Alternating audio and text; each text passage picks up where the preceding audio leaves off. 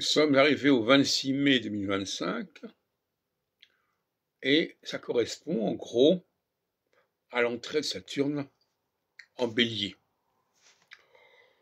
Alors Saturne en Bélier, c'est à la fois l'entrée de Saturne dans un des 4 signes cardinaux, et c'est aussi bien sûr le Bélier qui est, soi-disant, le premier signe du zodiaque qui correspond symboliquement au printemps. Enfin, le printemps il est déjà passé depuis longtemps. Donc nous avons la fin d'un précédent cycle de 7 ans, qui avait commencé donc forcément il y a 7 ans, c'est-à-dire en 2018 environ. Et on retrouve les mêmes configurations qu'en 2018. Et évidemment qu'en 2011, évidemment qu'en 2004, et etc. etc. Et ces configurations sont favorables aux gens comme moi qui correspondent à une élite de l'humanité. Et ça correspond à une reconnaissance, quelque part, de cette supériorité, qui devra se manifester de manière ou d'une autre dans les prochains jours, dans les prochaines semaines, ou dans les prochains mois. Même si Saturne, en l'occurrence, sera amené, à partir du mois d'août, je ne sais plus très bien, à rétrograder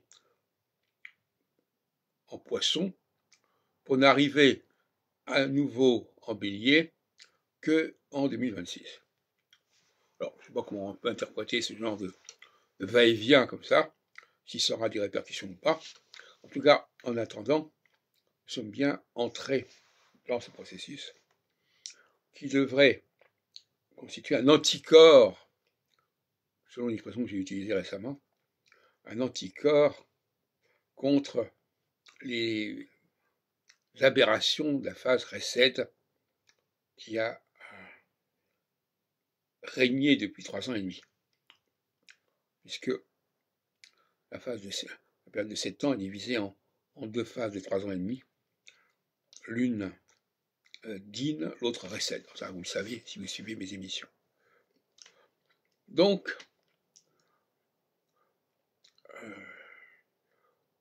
quelque part, ça signifie aussi de développer un certain potentiel, il y a une augmentation du potentiel de rayonnement, de magnétisme, d'impact de ma part et de la part de tous ceux qui sont dans mon cas, qui ne sont pas très nombreux, mais enfin qui sont quand même quelques milliers de personnes sur la planète, pour dire les choses comme ça.